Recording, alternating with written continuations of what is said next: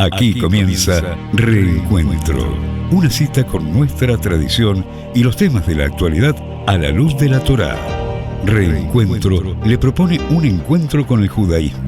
Conduce Alberto Rusco Lequier.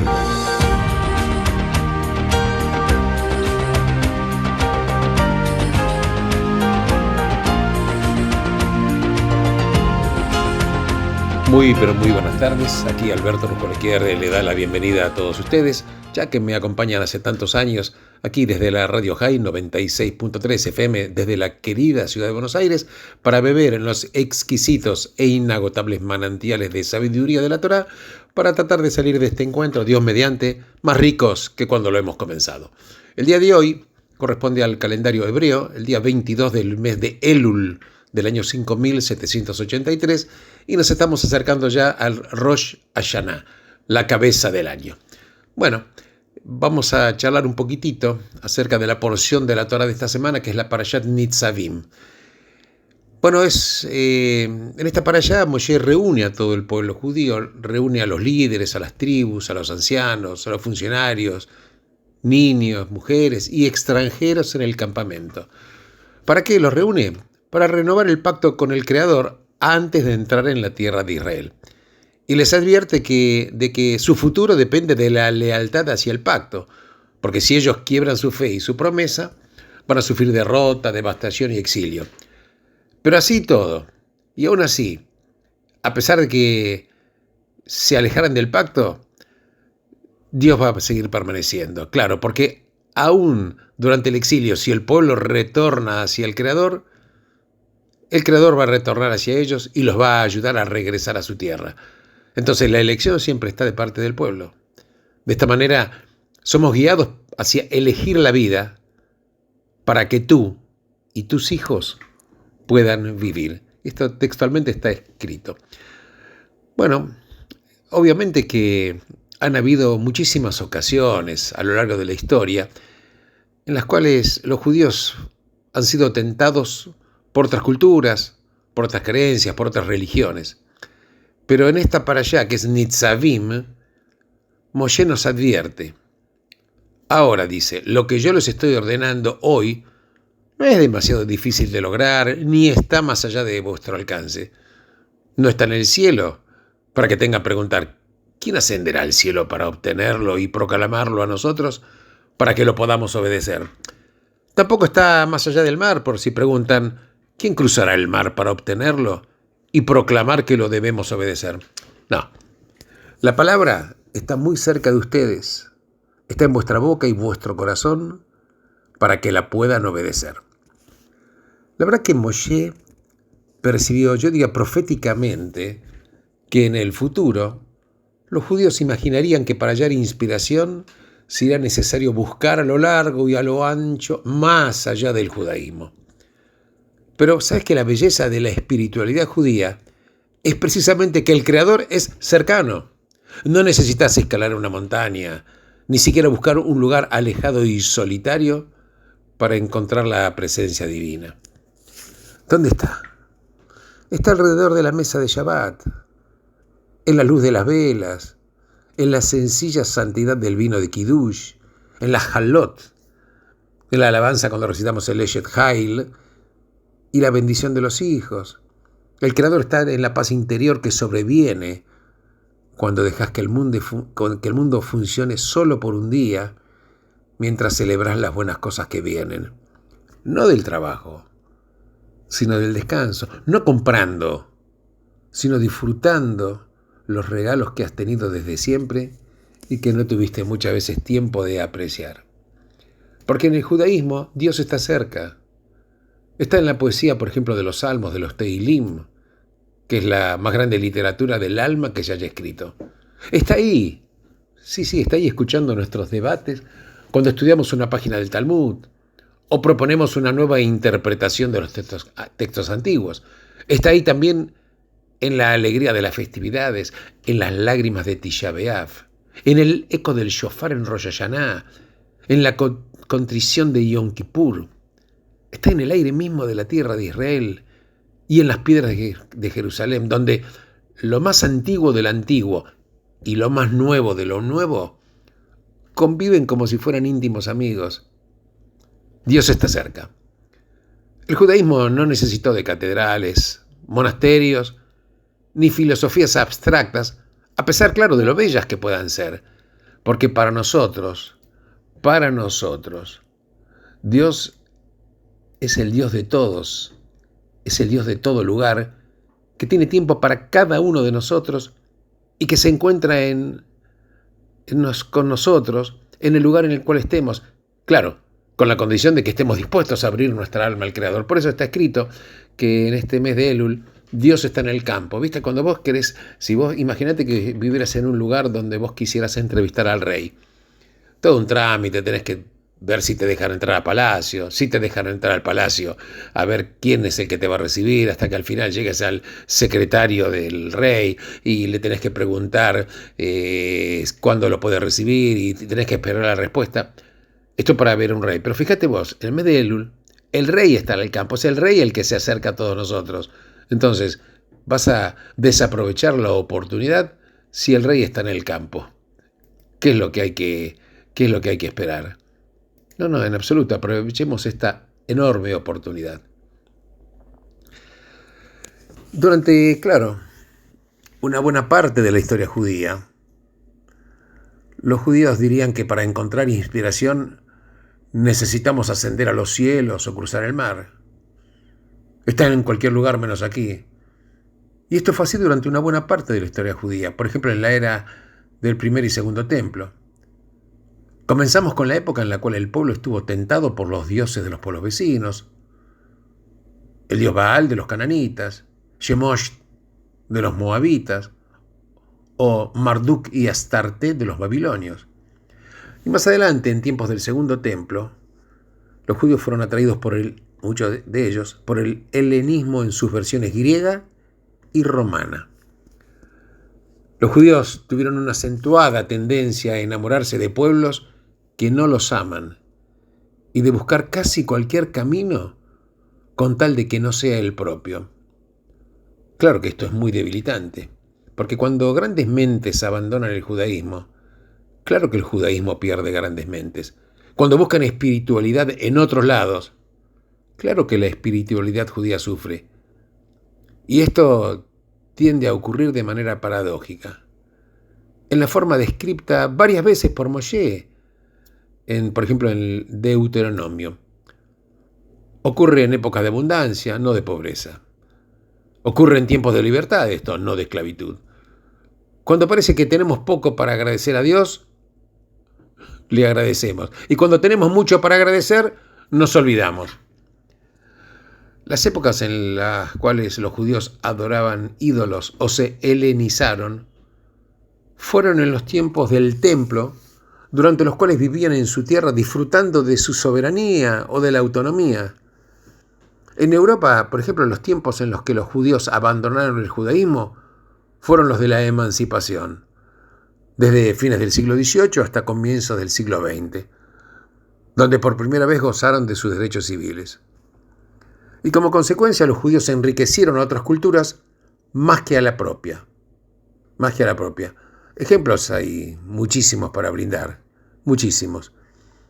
Así que, si querés te puedo dar...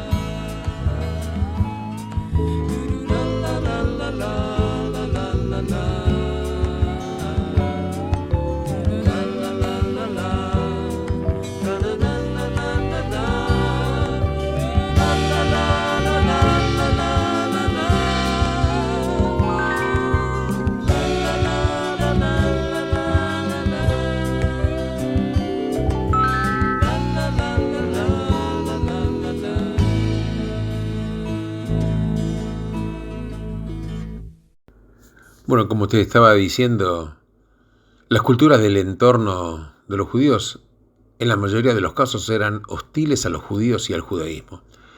Y sin embargo, los judíos prefirieron adoptar la cultura que los rechazaba, más que abrazar la propia que les pertenecía por nacimiento y por herencia, con la posibilidad de sentirse totalmente cómodos y a sus anchas. Claro, ya sabemos que en muchos casos los resultados fueron trágicos. Ser adoradores de Baal no llevó a los israelitas a ser aceptados por los cananitas. Adoptar el helenismo no hizo que los judíos fueran queridos por los griegos, ni siquiera por los romanos. Abandonar el judaísmo en el siglo XIX no puso fin al antisemitismo, al contrario, lo enardeció. ¿Fue falla de Europa no aceptar la judeidad de los judíos y el judaísmo? ¿Falló el judaísmo en no enfrentar el desafío? Claro, el fenómeno es muy complejo y puede ser que no admita una sola explicación, pero en ese proceso, sin duda, hemos perdido arte, hemos perdido grandes intelectos, grandes espíritus y mentes. De alguna forma la situación cambió, tanto en Israel como en la diáspora. Hubo muchísima música nueva, renacimiento del misticismo judío, también hubieron nuevos escritores, pensadores. Pero espiritualmente aún todavía estamos en falta, porque miramos hacia afuera y nos olvidamos de mirar hacia adentro. Y es ahí que aprendemos que la poderosa insistencia de Moshe, ¿cuál es el sentido? Porque para encontrar la verdad, para encontrar la belleza y la espiritualidad, no es necesario ir a otro lado. Como está escrito, la palabra está muy cerca de ustedes, está en vuestra boca y vuestro corazón para que la puedan obedecer. Las raíces más profundas de la espiritualidad vienen de adentro, de una cultura, de la tradición, de la sensibilidad. Vienen del idioma nativo del alma. Como está escrito, la palabra está muy cerca de ustedes, está en vuestra boca y vuestro corazón para que la puedan obedecer. Así que lo que Moshe en definitiva está diciendo y quiere decir con las palabras, dice, el Creador no está en el cielo ni más allá del mar. Les dice, vuestros padres temblaron cuando oyeron la voz de Dios en el Sinaí. Estaban abrumados. Dijeron, si oímos más de eso moriremos. Entonces Dios encontró otras formas mediante las cuales podés encontrarte con el Creador sin estar abrumado. Claro, obviamente, Él es el Creador, el soberano, el del poder supremo, es la primera causa, el que mueve todo, los planetas, las estrellas, pero también es Padre, es socio, es amigo, es la presencia divina, es el vecino que vive en la casa de al lado. Por lo tanto, agradecé al Creador cada mañana por el regalo de la vida. Pronunciá, por ejemplo, la Shema 2 veces por día, por el don del amor. Uní tu voz a veces a los de otros en plegaria para que su espíritu fluya a través tuyo, dándote fuerza y coraje para cambiar el mundo. Y cuando no lo podés ver es porque estás mirando a veces en la dirección equivocada. Cuando parece estar ausente es porque está detrás tuyo. Pero claro, hay que darse vuelta para encontrarte con el Creador. No lo trates como un desconocido. Él te ama. Él cree en vos. Él quiere que seas exitoso. Y para encontrarlo no hay que elevarse hacia el cielo ni cruzar el mar, porque la suya es la voz que escuchás en el silencio del alma. Es de Él la luz que ves cuando abrís los ojos para sorprenderte. Es de Él la mano que tocas en el pozo de la desesperación. Es de Él ese hálito que te da la vida. Y esta es la forma en la cual hay que buscar a Dios. A veces, no a través de pruebas filosóficas, demostraciones científicas o discusiones teológicas, no a través de los milagros o misterios o voces internas, ni siquiera por epifanías repentinas. Y no por dejar de cuestionar o desafiar o dudar, no por un salto existencial de fe o fe ciega, ciertamente no a través del abandono de la razón y un apego a lo irracional. Claro, estas cosas acercaron a muchas personas al Creador. pero también acercaron a muchas personas a adorar cosas que no son Dios, como el poder, la ideología, la raza. Hay que buscar a Dios en las personas, absolutamente. Y a veces, a través de los años, a veces yo aprendí a encontrarlo en muchas más ocasiones, en comunidades que se preocupan, por ejemplo, en la amabilidad hacia el extranjero. También lo encontrás en gente que toca nuestras vidas, quizás solo momentáneamente, haciendo su acción o diciendo una palabra que nos puede llevar de vuelta a la seguridad, atravesando el abismo de la soledad o la falta de confianza en uno mismo. Y es ahí donde se encuentra Dios en la historia judía. A veces es difícil encontrar una forma de fundamentar esto en términos de qué son los judíos, o dónde vivieron, o qué pasó con ellos. Y de alguna manera fueron tocados por un sentido de destino, una visión de Dios y el mundo que lo transformó, a veces incluso contra su voluntad, y lo transformó en un pueblo que desafió las reglas normales del declive y caída de las civilizaciones.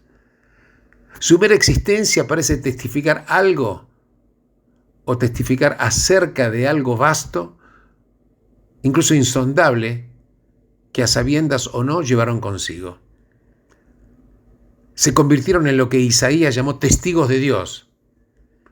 Nosotros somos los testigos de Dios. Y la historia del pueblo judío, su supervivencia contra toda probabilidad, su pelea intelectual y emprendimientos utópicos, precisamente eso hizo que se volviera en una señal absoluta y total de trascendencia.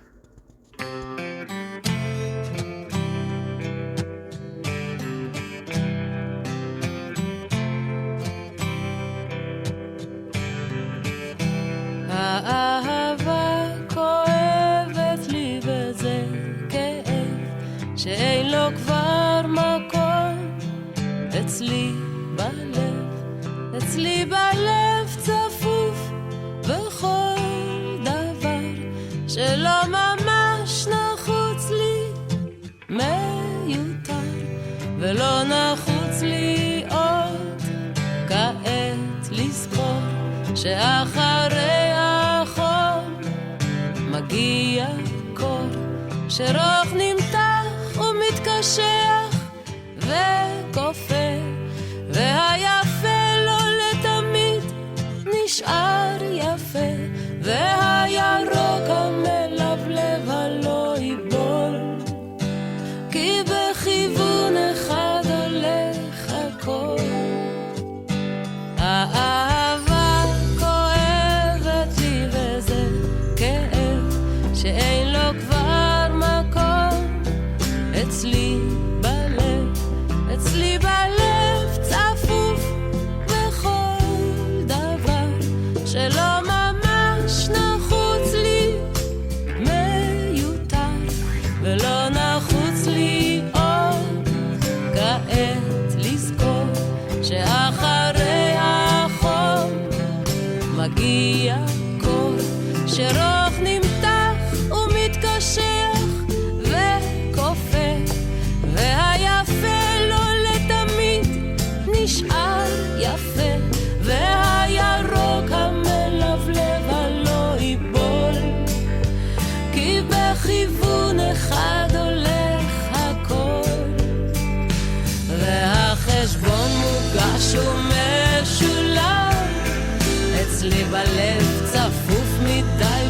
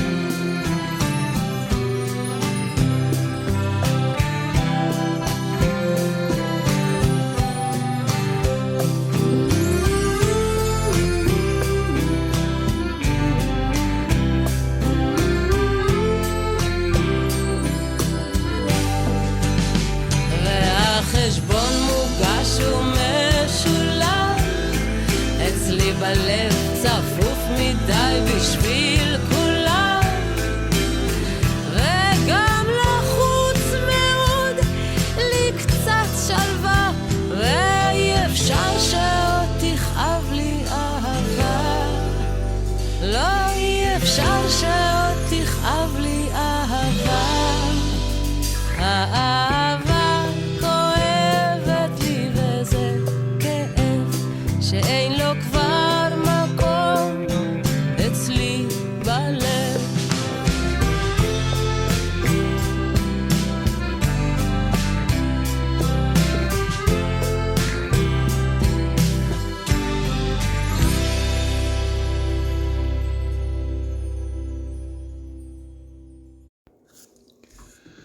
Bueno, como te dije, en los últimos días de su vida, Moshe renueva el pacto entre Dios e Israel. Y precisamente todo el libro de Dvarim fue o ha sido un relato del pacto, cómo se produjo, cuáles fueron los términos, las condiciones, por qué es el meollo de la identidad de Israel como un Am Kadosh, como un pueblo sagrado, y así sucesivamente. Y entonces ahora viene el momento de la renovación en sí, una especie, si se quiere, de referéndum nacional. Moshe, sin embargo, se cuida de no limitar las palabras a los que están realmente presentes. Moshe está por morir y quiere asegurarse que ninguna generación futura pueda decir: Moshe hizo un pacto con nuestros antepasados, pero no lo hizo con nosotros. Nosotros no dimos nuestro consentimiento, no estamos atados. Y precisamente para evitar esto, Moshe dice las siguientes palabras: no es solamente con ustedes que estoy haciendo este pacto con juramento, sino con cualquiera que esté parado hoy con nosotros frente al Señor nuestro Dios y con cualquiera que no esté con nosotros hoy. Claro, los estudiosos dicen que la frase cualquiera que no esté no puede referirse solamente a los israelitas vivientes en ese tiempo y que no estaban físicamente y que circunstancialmente estaban en otro lado. Solo puede significar generaciones que todavía no habían nacido. Entonces el pacto liga a todos los judíos desde ese día hasta hoy. Como dice el Talmud, somos todos juramentados desde el Sinaí. Y somos todos Mushba Veomet Mehar Sinaí. O sea, somos todos juramentados. Porque al aceptar ser el pueblo de Dios, sujeto a las leyes de Dios, nuestros antepasados nos crearon esta obligación. Y claro, entonces viene una verdad muy importante en el judaísmo. Nacimos judíos. No elegimos ser judíos. Pero nacimos judíos. Nos transformamos en adultos legales sujetos a órdenes, etc. En el caso de las nenas, a los 12 años, a los 13 para los varones. Pero somos parte del pacto desde el nacimiento. Porque un bat o bar mitzvah no es una confirmación, no significa una aceptación voluntaria de la identidad judía. Porque esa elección ya tuvo lugar hace más de 3.000 años, cuando Moshe dijo: no es con ustedes solamente que estoy haciendo este pacto juramentado, sino con cualquiera que no esté con nosotros en este día.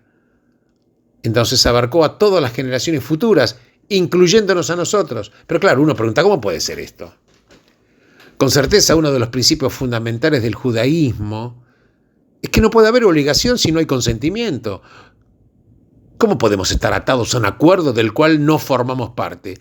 ¿Cómo es posible estar sujetas a un pacto sobre la base de una decisión tomada hace mucho tiempo y muy lejos por nuestros antepasados distantes? Claro, en efecto, los sabios plantearon una pregunta parecida con respecto a la generación del desierto en los días de Moshe, que estaban ahí mismo y dieron su consentimiento. El Talmud sugiere que no estaban realmente facultados para decir que no. Está escrito, como dice el Talmud: el santo, bendito sea, suspendió la montaña sobre ellos como un barril y dijo: si dicen que sí, estará todo bien, pero si dicen que no, esta va a ser vuestra tumba.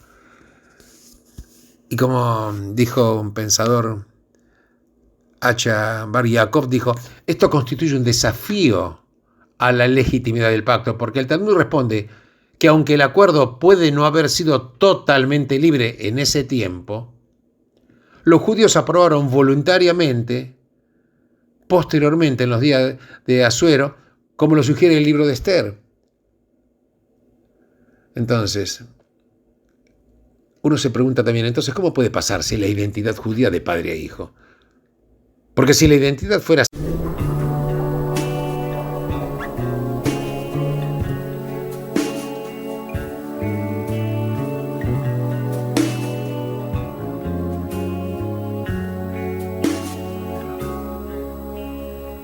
מאז שנפגשנו היה לי ברור שזו התחלה מתוקה של סיפור. מרגע לרגע הבנתי יותר שכאן זה התחיל ולא ייגמר. רוצה להגיד כדאי שתדע, אני בעננים כשאני לצדך, וגם ברגעים שאני לא איתך, יש מי שלנצח אוהבת אותך. ואין בעולם עוד כזאת אהבה, כמו אז בתנ"ך, כמו אדם וחווה. אני רוצה שתדע זה מכאן עד הסוף, בטוב וברע אני אמשיך לאהוב. אמרי לשמיים מחצה את הים, אלך אחריך עד סוף העולם. רוצה שתדע זה מכאן עד הסוף, בטוב וברע אני אמשיך לאהוב. אמרי לשמיים מחצה את הים, אלך אחריך עד סוף העולם. כשאתה מאושר אז טוב לי בלב, ואם אתה נשבר גם לי זה כואב. אתה שמשלים בי את מה שחסר, אוסף אותי כשליבי מתפורר. הבט אליי ותראה שאני חצויה ואתה חצי השני. באש ובמים אני החומה, אתן את כולי בשבילך נשמה. ואין לעולם עוד כזאת אהבה, כמו אז בתנ"ך, כמו אדם וחווה. אני רוצה שתדע זה מכאן עד הסוף, בטוב וברע אני אמשיך לאהוב. אמרי לשמיים מחצה את הים, אלך אחריך עד סוף העולם. רוצה שתדע זה מכאן עד הסוף, בטוב וברע אני אמשיך לאהוב. אמרי לשמיים מחצה את הים, אלך אחריך עד סוף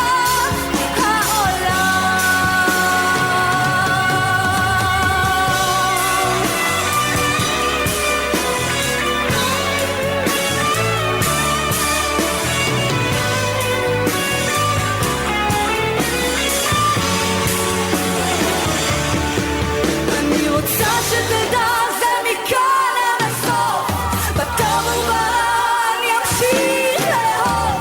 אמרי לשמיים מחצה את הים, אלך אחריך עד סוף העולם.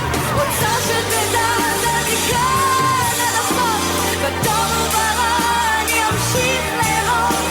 אמרי לשמיים מחצה את הים, אלך אחריך עד סוף העולם.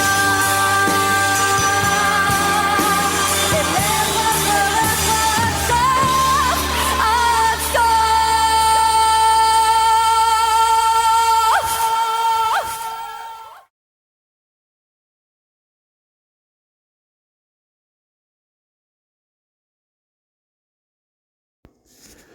Qué maravilloso, ¿eh? El tema del pacto, obligaciones y el consentimiento. Y finalmente saber que ser judío es una elección, en el sentido de podés seguir respetando y estar dentro del pacto o elegir abandonarlo, pero siempre es una elección. Y nosotros somos los testigos, yo no digo historia, sino somos testigos de esta crónica, porque cuando hablo de crónica hablo de algo que sigue viviendo, sigue latiendo. Por eso yo en el programa anterior había hablado de la diferencia entre historia y memoria. La historia es una cantidad de relatos de acontecimientos que sucedieron en otra época, en otro momento, con otras personas. Pero cuando hablamos de memoria, es lo que yo internalizo de lo que pasó para que siga viviendo dentro de mí. Y que el pacto sigue viviendo dentro de nosotros.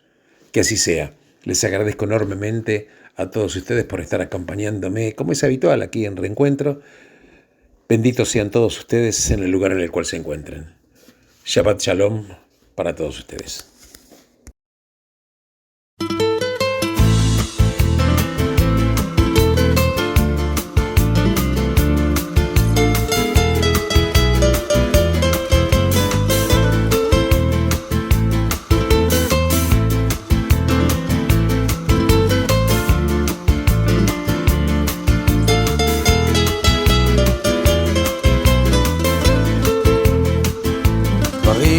קטנים, דברים פשוטים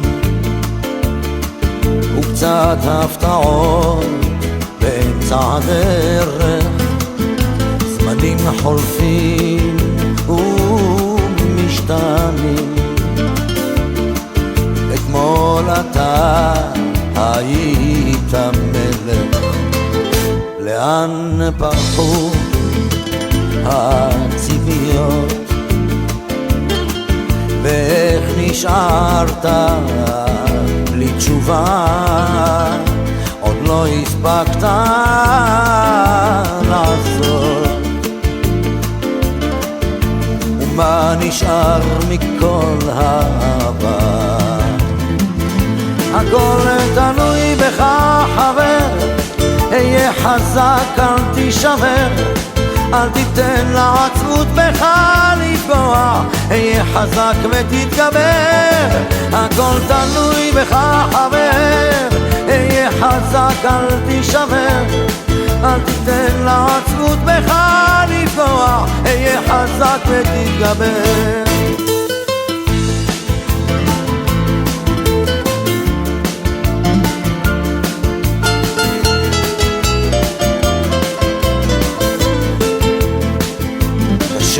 לראות, אך לפעמים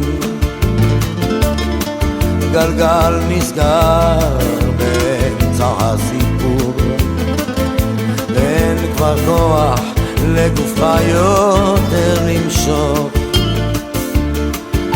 יכולת לוותר אבל לך אסור. הכל תלוי בך חבר, היה חזק אל תישבר, אל תיתן לעצמות בך לפגוע, היה חזק ותתגבר. הכל תלוי בך חבר, היה חזק אל תישבר, אל תיתן לעצמות בך לפגוע, היה חזק ותתגבר. המסקנה חבר, אסוף את כל הכוח, קל יותר לדבר כשהפחד משתחרר. למרות הכל אתה מבין שזו הדרך, היה חזק חבר, היה חזק. הכל תלוי בך חבר, היה חזק אל תישבר, אל תיתן לעצמות בך לפגוע, היה חזק ותתגבר. הכל תלוי בך חבר, היה חזק אל תישבר, אל תיתן לעצמות בך לפגוע, היה חזק ותתגבר.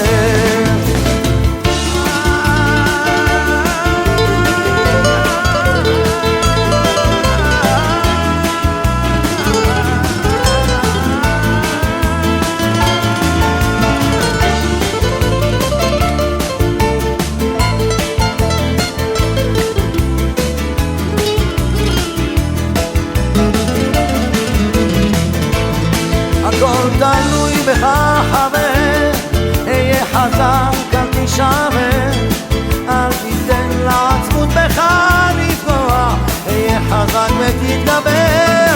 הכל תלוי בך חבר, היה חזק אל תישבר, אל תיתן לעצמות בך לפגוע, היה חזק ותתגבר.